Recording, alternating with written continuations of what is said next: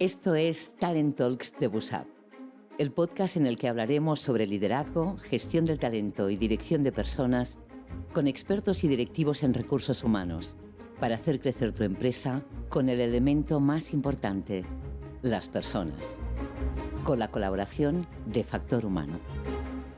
En esta nueva sesión de los Talent Talks tenemos hoy a Manu Romero, que es CEO y founder del Departamento de Felicidad, una consultora que se dedica a la mejora de la Employee Experience, entre otras cosas. También Manu es CEO y founder de Future of People Academy, profesor en Pan American Business School en Employee Experience Management y autor también de un libro, Happy Employer Experience. Hola Manuel, ¿qué tal? ¿Cómo estás? Hola, muy buenas. Encantado de estar aquí contigo y poder compartir un ratito sobre estos temas que realmente nos apasionan, ¿no, Marco?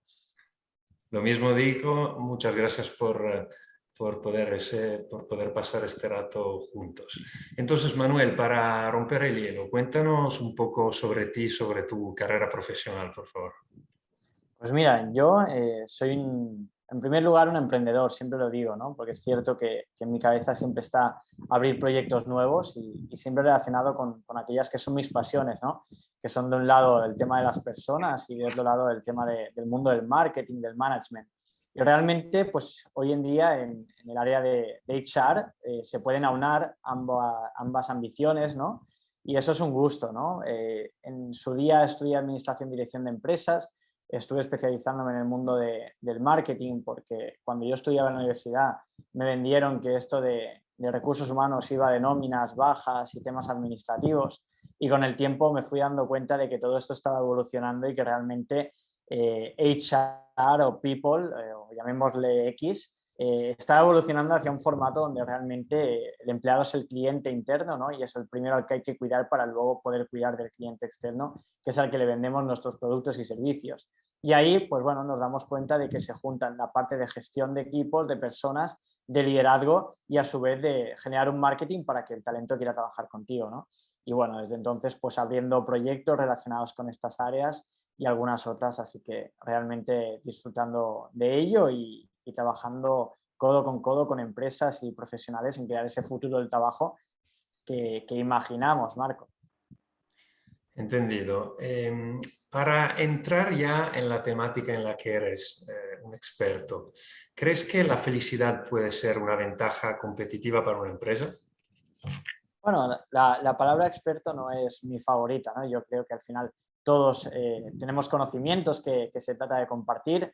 Y bueno, respecto a lo que me estabas comentando, tiene que ver con el propósito, tiene que ver con el propósito, pero no necesariamente si no estás en una empresa que combina totalmente con tu propósito vas a ser infeliz, ¿no? Se puede aprender a ser feliz en un lugar de trabajo donde no estás compartiendo realmente el propósito. Ahora bien, ¿qué es lo que recomendamos nosotros? Obviamente que siempre estés alineado con el propósito de la compañía, porque al final el propósito viene a ser el culmen de esas necesidades que tenemos como humanos, ¿no? Y lo que nos acerca más a la felicidad. Entonces, resumiendo, ¿es necesario un propósito para ser feliz en el lugar de trabajo? No necesariamente. ¿Ayuda muchísimo tener un propósito en el lugar de trabajo alineado con tu propósito personal para ser feliz? Indudablemente. Entendido. He entrado en vuestra web y he leído algunas cositas. Me ha llamado mucho la atención el algoritmo de la felicidad, ¿no? ¿Cuál es la receta? ¿Qué es el algoritmo de la felicidad? Bueno, esto es como nuestra fórmula de la Coca-Cola, ¿no, Marco? Pero date cuenta, ¿por qué nació en nuestro caso el algoritmo de la felicidad? Nosotros empezamos con un blog, que es felicidadentrabajo.es, prácticamente sin ningún objetivo posterior, simplemente para compartir sobre un tema que realmente empezó a apasionarme, porque yo estaba trabajando en 3 empresas distintas a la vez para poder pagar la universidad. 2 de ellas estaban muy bien, en otra no estaba tan bien. Y a partir de ahí, bueno, se me encendió la bombilla, qué relación había entre felicidad y productividad y aportación a la empresa. Entonces, vi que no había prácticamente nada escrito sobre ello, a pesar de que yo pensaba que era un tema que era bastante lógico, ¿no? Un trabajador feliz va a ser un trabajador más productivo, un trabajador que va a aportar más a la empresa. Y bueno, empecé a investigar y a indagar, como hacemos todos cuando no encontramos algo en español a buscar en inglés. Mi sorpresa de nuevo fue que no encontré gran cosa, más allá de estudios de universidades, las clásicas, ¿no? Harvard, Oxford, el MIT, y de otro lado algunos casos de éxito de empresas como Google, como Zappos. Y bueno, empecé a indagar sobre ello y viendo que no había prácticamente nada escrito en español sobre ello, empecé el blog felicidadentabajo.es. Empezó a crecer en visitas, a crecer, alcanzando cerca de las 300.000 visitas mensuales.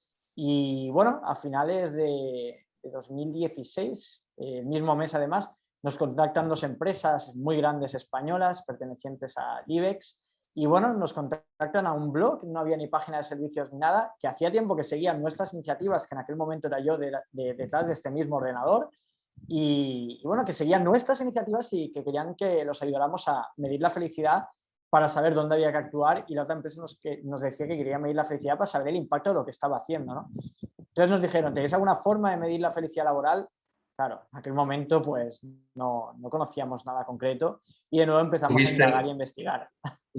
Tuviste que decir que sí, ¿no? Porque claramente la respuesta tendría Bueno, que ser. no dimos una respuesta absoluta, ¿no? No dijimos que sí absoluto, pero tampoco dijimos un no, ¿no? Al final, esto es como en el trabajo, te dicen, ¿sabes hacerlo? Pues adelante, y aprenderás, ¿no? La cuestión es tirar para adelante y saber hacer las cosas o aprender a hacerlas, ¿no? Que hoy en día vivimos en un entorno de aprendizaje constante.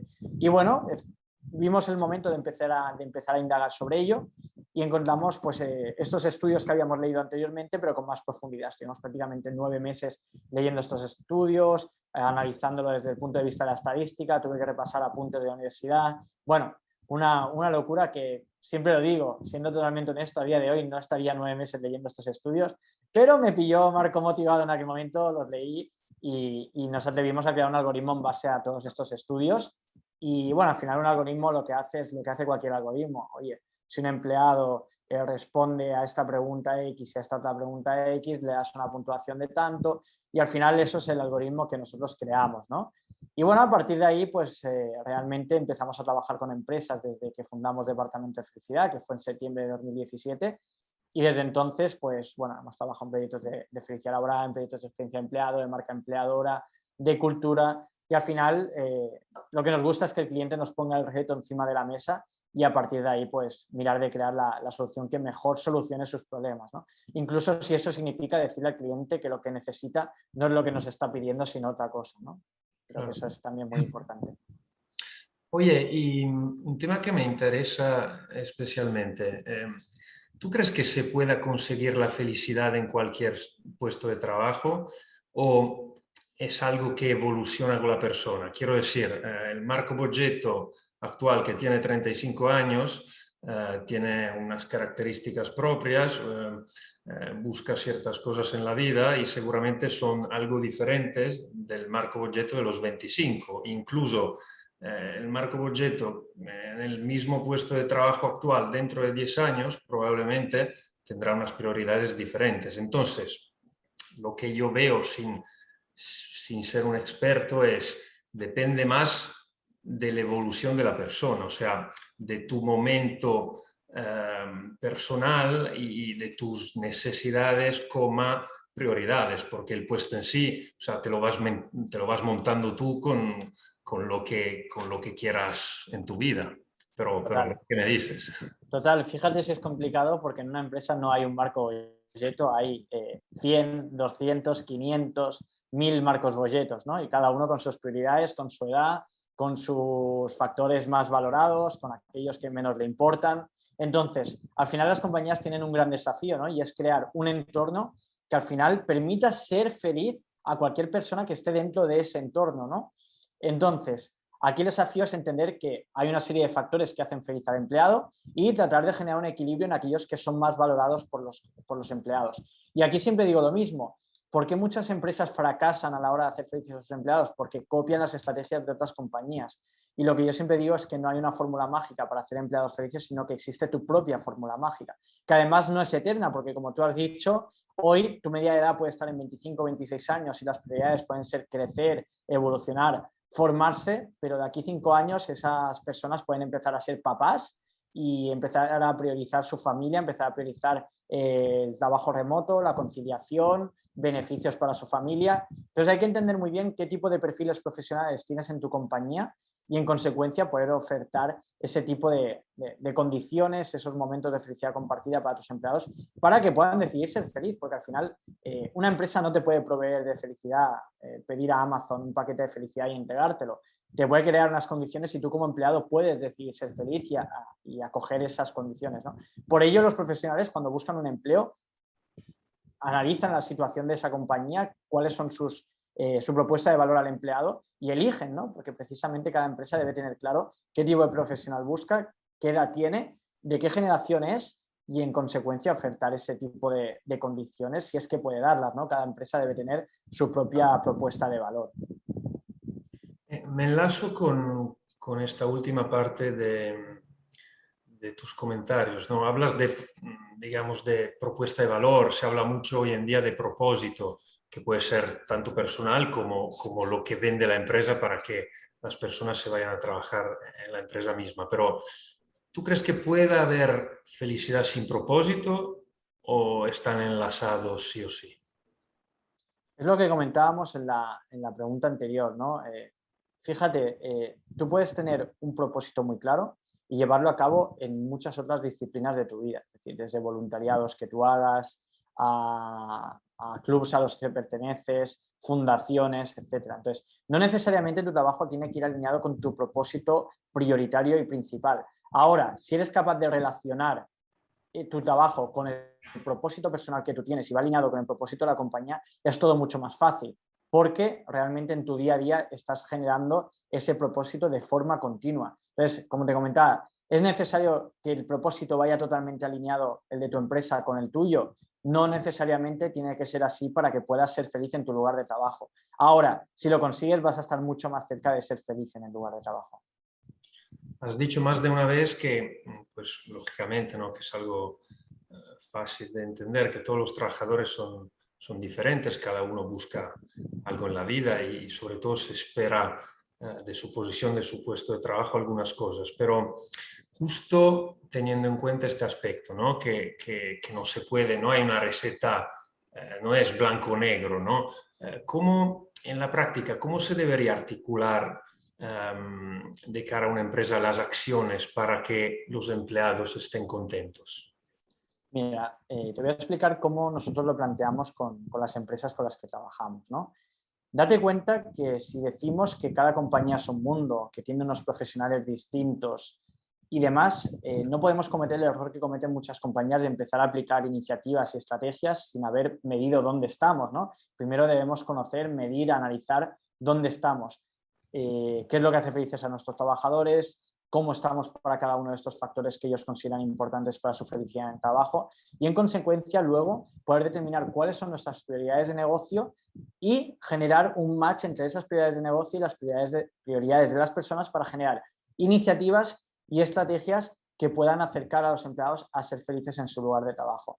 Es posible, por ejemplo, que los empleados estén demandando el poder trabajar desde sus casas o desde cerca de sus hogares, ¿no? Ya sea en un coworking, ya sean cafeterías o incluso desde la playa si ellos quisieran, ¿no? Siempre y cuando haya posibilidades para ello. ¿Eso qué implica? Pues seguramente no es únicamente entablar una política de trabajo remoto. Eso implica tener metodologías que lo hagan posible, generar una confianza para confiar en el empleado en que va a entregar los proyectos que están en marcha.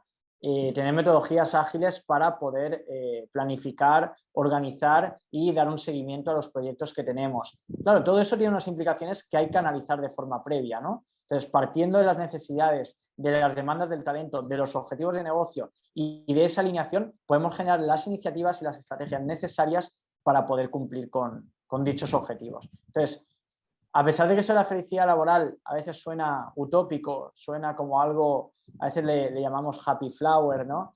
Realmente se esconde detrás mucha estrategia y las empresas que son nuestros clientes nos lo dicen, ¿no? Oye, pensábamos que esto era algo mucho más sencillo. No, oye, la felicidad laboral es algo que requiere de muchísima estrategia, de muchísimos esfuerzos y de implicación por todas las partes que integran la compañía, Marco. Entendido.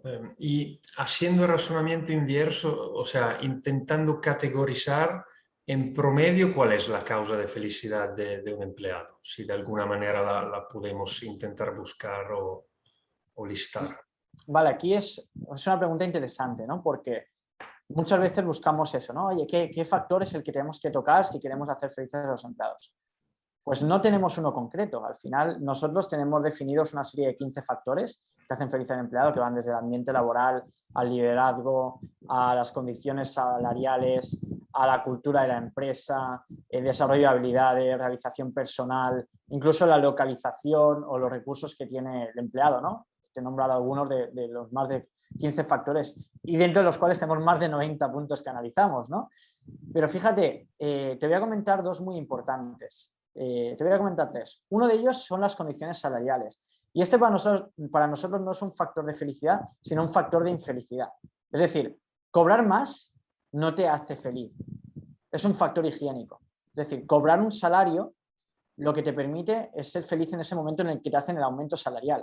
Pero si luego en tu día a día tienes un mal liderazgo, tienes unos compañeros que te hacen la vida imposible, no puedes crecer dentro de la empresa, todo eso te limita y te hace no ser feliz en el lugar de trabajo. ¿Por qué decimos que es un factor de infelicidad? Porque esas condiciones salariales deben cumplir con las necesidades básicas, te deben permitir pagar tus facturas, salir el fin de semana a hacer planes o tus hobbies y salir a cenar de vez en cuando y pagar tu ropa, ¿no? Entonces, una vez cubierto eso, un aumento salarial no te va a hacer más feliz, ¿vale? Y me explico. Un programador que están cobrando ahora actualmente, tú lo debes saber bien, Marco, entre 2.000 y 3.000 euros de media, cobrar 200 euros más, ¿crees que le cambia la vida? No le cambia la vida. Buscan muchísimos otros factores y aquí es donde las empresas están peleando por ese talento tecnológico, ¿no? ¿Qué pueden ofrecer? Oportunidades de crecimiento, trabajar con las mejores tecnologías, con los mejores recursos, tener oportunidades de trabajo remoto, etcétera, etcétera, ¿no? Entonces, partiendo de este factor de infelicidad como importante, ¿vale? Luego tenemos otros que son muy importantes. Si nos hacemos la pregunta a muchos empleados de cuál es el motivo por el cual no han abandonado una empresa donde realmente no son del todo felices, ¿cuál crees que es el motivo, Marco? ¿Cuál es el motivo por el cual tú no has abandonado alguna empresa? Bueno, los compañeros, las relaciones personales, claro. Exactamente, por el ambiente laboral. El ambiente laboral es uno de los factores más importantes, tanto con tus managers como con tus compañeros, ¿de acuerdo? Y por último, el tema del liderazgo, ¿vale? El tema del liderazgo es súper importante porque es lo que puede marcar la diferencia entre progresar y no progresar dentro de la compañía, entre sentirte atado o sentirte empoderado, ¿no? Y bueno, luego hay otros muchísimos y déjame destacar un cuarto y es la parte de la cultura, que es la gran olvidada. La cultura empresarial es lo que te hace ser diferente de cualquier otra compañía, porque al final todo se puede copiar, pero la cultura es algo que te hace único. Igual que nosotros como personas no copiamos la personalidad de nadie, cada uno tiene su propia personalidad, a nivel empresarial tenemos que tener nuestra propia personalidad, esa cultura, ese ADN que nos hace diferentes y que va a ser realmente el factor diferencial para que un empleado quiera quedarse con la compañía o quiera irse. Dos consideraciones sobre lo que has dicho. Me ha llamado la atención el tema de la felicidad relacionada con el aumento salarial, ¿no? Porque al fin y al cabo, si lo razonas, o sea, que has dicho, en el momento uno te hace más feliz, pero luego puede que esta felicidad se vaya. Y sí, o sea, a nivel personal creo que esto de alguna manera es normal porque normalmente a un aumento salarial, a más dinero, tienes más responsabilidades. Entonces, tú igual quieres más dinero, cuando te dan más dinero tendrás más responsabilidades y un día a día más complejo y entonces para muchas personas es buscar este equilibrio, ¿no? Entre, vale, quiero ganar más, pero tampoco quiero pasarme, o sea, irme a casa después del trabajo y pensar en temas relacionados con él, ¿no? Quiero poder saber desconectar. Entonces esto es un punto que entiendo. Y luego me imagino que a la pregunta de, oye, si podemos intentar listar cuáles son las causas de felicidad, pues lo tenéis complejo, entre comillas, porque o sea, hay un cambio continuo según ciertos macroefectos a nivel mundial que pueden pasar. Por ejemplo, en el prepandemia, me imagino que las relaciones personales que me has preguntado y son un factor importantísimo, eran prioritarias. Ahora, si tú trabajas en una empresa que pues ha optado por el trabajo híbrido y te vas a la oficina 2 veces por semana, pues puedes tener unos compañeros increíbles, pero si 3 días de 5 tienes que teletrabajar, igual priorizarás más otros temas, ¿no? O sea que según el momento tenéis también que que cambiar el chip y la forma en la que buscáis estas soluciones. Eso es, lo has comentado muy bien. Y echando mano de lo que estabas comentando, ¿cuál crees que es el factor que previo a la pandemia no era tan importante y después de la pandemia se ha convertido en un factor súper importante? Es muy claro, no tienes que pensar mucho. Sí, bueno, el tiempo, ¿no? El tiempo, el poder. Bueno, buena respuesta, pero no es ese, es otro, que va más relacionado con las personas y con nuestra familia. Sí, o sea, poder estar más juntos a los seres queridos. Sí, sobre todo al que iba yo es a la salud. La salud era un factor que tradicionalmente, de los 15 factores que analizamos, no era de los más importantes. Y hemos detectado que post pandemia es uno de los factores más importantes en este momento.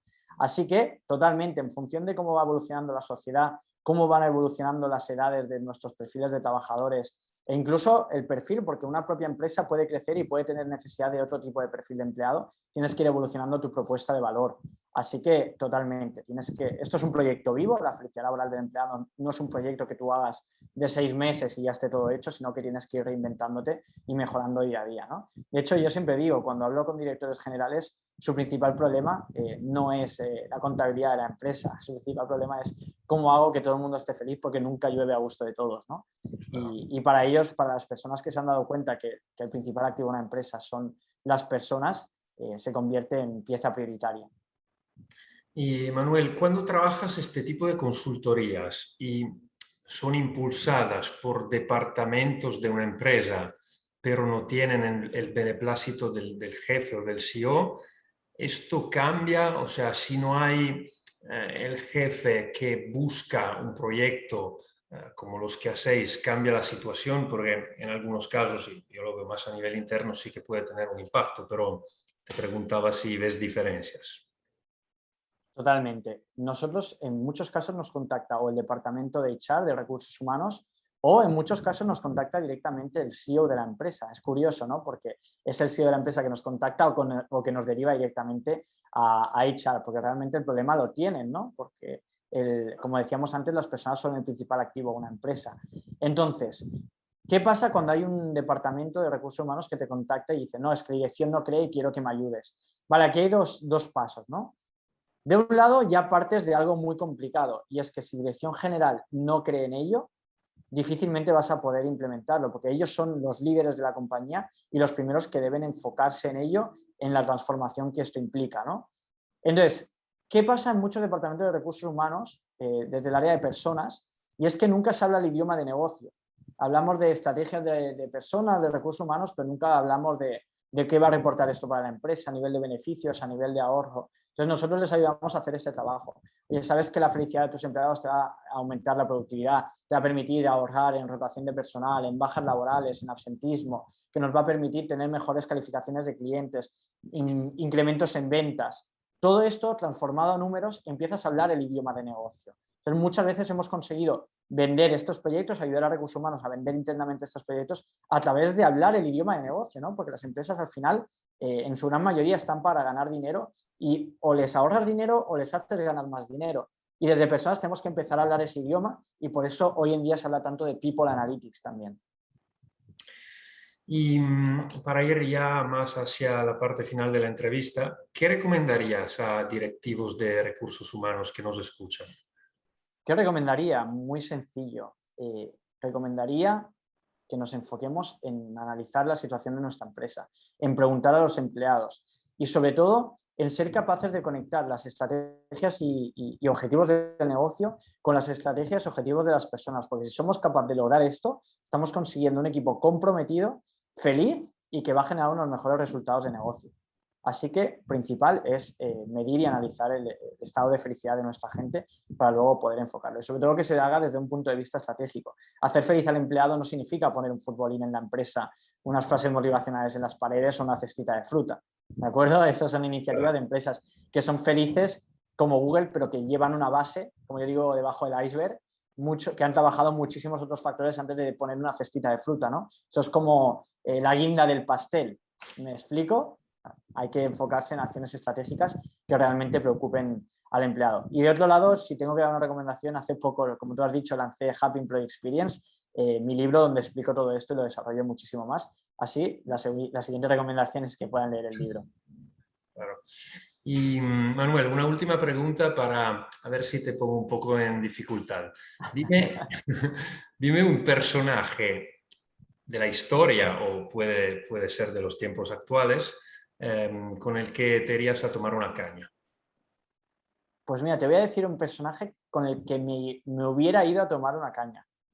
Y es que murió hace pues, unos meses, que es Tony Hayes. Él ha sido un gran precursor de la felicidad laboral en las empresas y precisamente tiene un libro también que es del Green Happiness. ¿Y por qué te hablo de irme a tomar una cerveza con él o un café? Porque realmente él fue un precursor que tuvo claro que para reflotar una empresa que estaba prácticamente muriendo de éxito, lo que hizo fue poner al cliente en el centro, pero se dio cuenta que para poner al cliente en el centro, lo primero que tenía que hacer era poner al empleado en el centro, ¿no? Y ha sido un gran precursor de la felicidad laboral, lo ha fomentado y creo que saldría una conversación muy interesante y yo intentaría también ponerlo contra las cuerdas para poder aprender de él, ¿no? Claro. Y bueno, no va a ser posible, pero ha dejado un gran legado, grandes escritos, ha dejado una cultura como es la de Zappos de la cual podemos aprender y me iría a tomar. Y bueno, tengo muchísimas otras personas con las que me iría, pero bueno. O sea que si se ha muerto hace poco, hablamos de los años 60-70, ¿no? No, este año. No, digo, donde él fue precursor y empezó a razonar en este tipo de... No, creo que fue en los 2000. Ah, ok. Sí, es bastante reciente. Vale, es el caso de Zappos. Entendido. Pues Manuel, muchas gracias por tenerte aquí. Ha sido un verdadero placer hablar de temas tan actuales y interesantes y que las corporaciones en su conjunto tienen que tener muy presentes. Y un abrazo y muchas gracias de nuevo. Faltaría más. Muchísimas gracias a ti. Ha sido un gran ratito aquí conversando sobre algo que realmente nos apasiona. Y nada, un abrazo. Gracias, un abrazo. Y esto ha sido todo por hoy.